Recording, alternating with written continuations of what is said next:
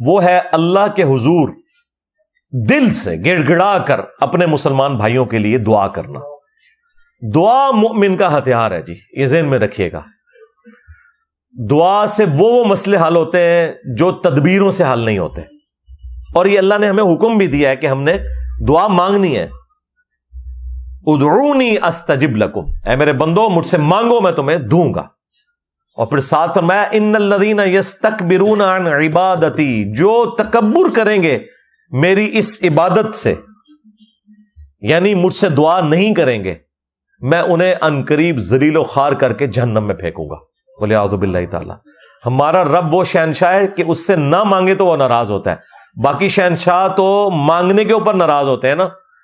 हाँ, अल्लाह वो शहनशाह है कि जिससे ना मांगा जाए वो नाराज हो जाता है। तो दुआ आपने मांगनी है।